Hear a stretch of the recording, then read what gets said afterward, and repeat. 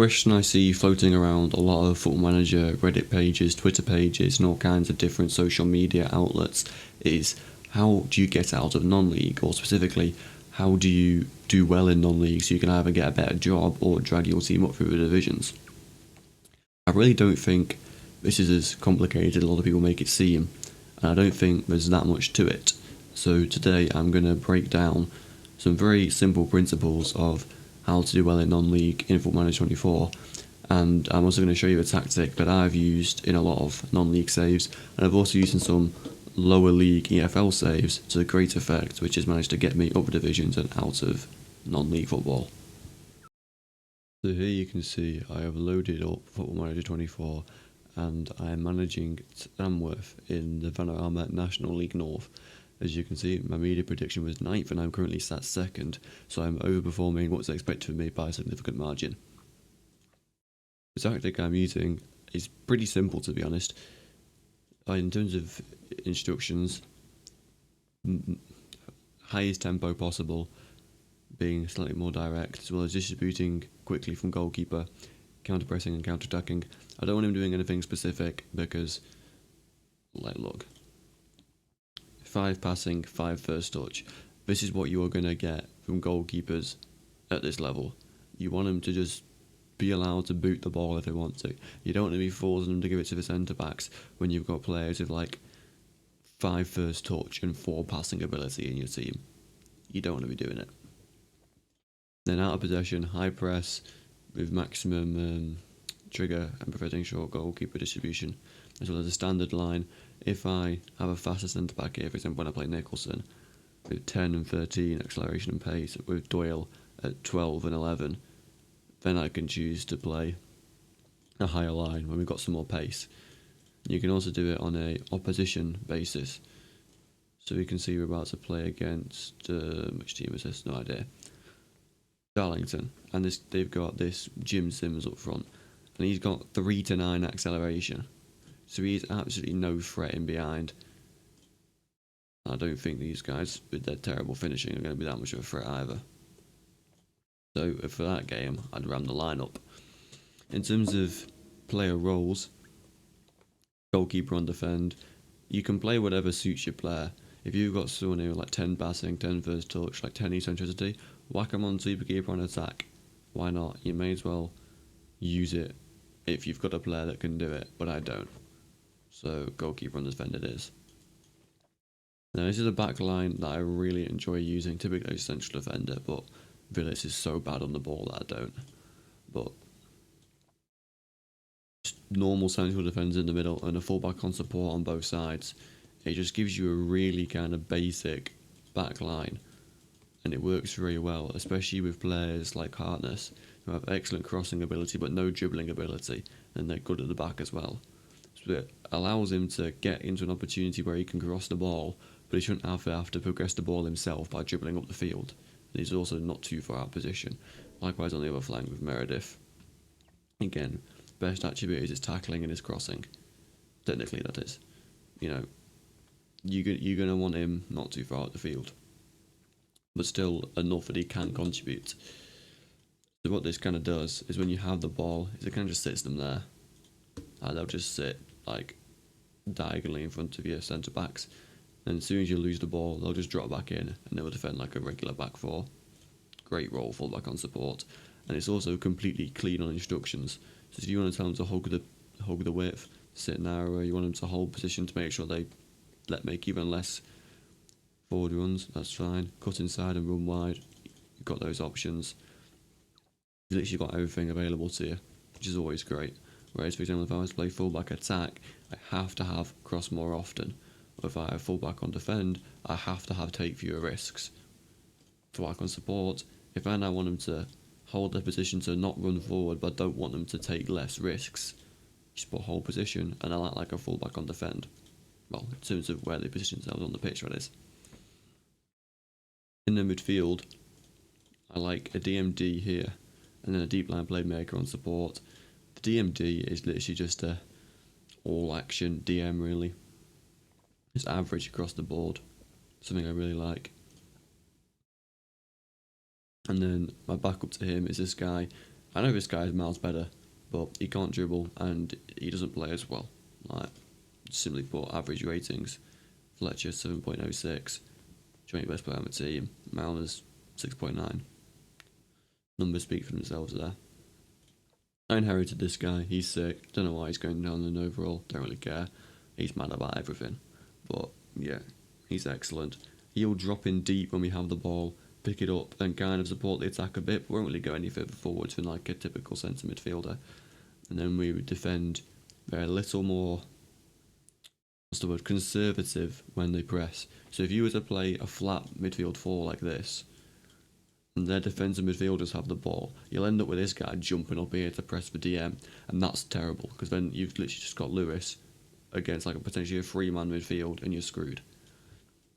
It's always better to play 2 DMs in a 4-4-2 than 2 central midfielders, because they just sit that bit deeper and a little bit less aggressive in the press, which for once in Football Manager is actually a good thing. On either side I have defensive wingers. Defensive wingers are great. Whenever you're using left and right midfielders, I always love using them, because sure, they burn through a lot of stamina, but they always track back and help defend, which is really good in these leagues where all the creativity normally comes from the wings.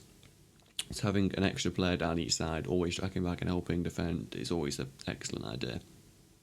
For example, this guy, he's shit at defending, but it doesn't really matter. He's just an extra man there. 6 tackling, he'll do. He can get back, help out Meredith, be a nuisance. And on the other side, I don't really play him. I only play this guy. Again, 5 tackling, 5 marking, rubbish defender, but he's physical, and he'll get back and he'll work. Again, it's just be an extra body in the defence, which is always a good thing, especially in these lower divisions. And then up top, target forward, advance forward. It's always that. Sometimes that's a poacher or a pressing forward on attack, depending on the personnel. Connolly, I have him on advance forward, can't pass. But yeah, he's not a great player, but he runs in behind, he causes problems. 4 goals, 2 assists in 7 starts. Not a bad record for a 16-year-old. And then this guy here, I love this guy. 16 jumping reach, 13 heading, high strength, good working rate, good aggression, can play centre back, can play striker. Brilliant. I also have Jack Sampson, who plays there sometimes. Sometimes he plays the pressing forward, he's got good work rate. And his physical's good. Again, he just the same thing. And I've got another backup to Colin there in Vaughan, but he barely ever plays because he's rubbish. So yeah, it's a very simple tactic, but I find it works absolute wonders. I've used this tactic all the way from, I forgot the name of the league. It would be the Northern Premier League Division 1. This like tier of non-league football, and I've used this successfully all the way until the Championship. You can make it work in the Championship and the Premier League, but because teams are a lot better defensively, you tend to find that when you try and counter-attack, only having these two up here and not having your wingers already ready to attack can be a bit of an issue. And the lack of midfield kind of creativity, again, can really be an issue. If you don't have a target man, a really good option as well. Pressing forward on support, brilliant. They'll drop back, help out the midfield if you're playing against midfield threes. When you've not got the ball, that is, they'll drop deeper. And they also help link up the play. I used to do this with Kyle Joseph. I play a lot with Blackpool because I support Blackpool. This guy, you can see some of his techniques.